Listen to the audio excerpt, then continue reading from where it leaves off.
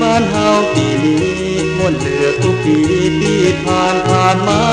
คนเมืองเฮาม่วนแต่ม่วนว่าตักน้ำตักข้าเอามาหมดกัน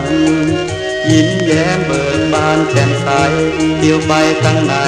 ก็ม่วนก็มันรำวงคลื่นเพลงเอาห้องเพลงช่วยกันละอ่อนเอาน้ำมาหดเอาเปียกหมดก็จ้างมัน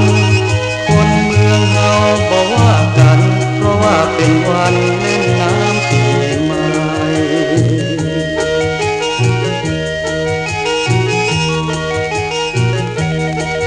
ปีเก่าลับเลยล่วงแล้วปีใหม่มาแผ่วก็มือสดใส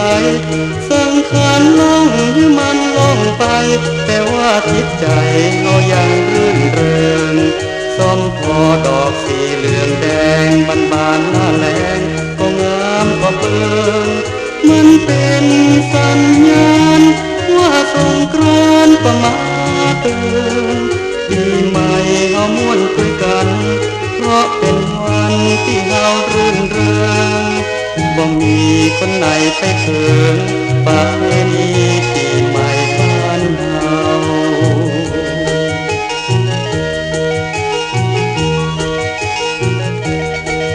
ปีใหม่บ้านเฮาปีนี้เฮาม่วนกันดี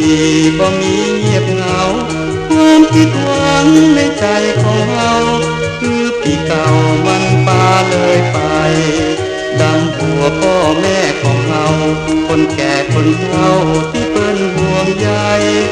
กำปั้นปั่นปอนปานเฮาชื่นใจปีใหม่เฮามีความสุขความโศกทุกข์ก็หายไปคนเมืองจึงบอกว่าใคร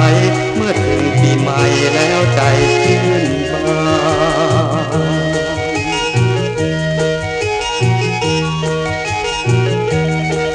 ปีใหม่บ้านเฮาปีนี้เขาม่วนกันดีก็มีเงียบเหงา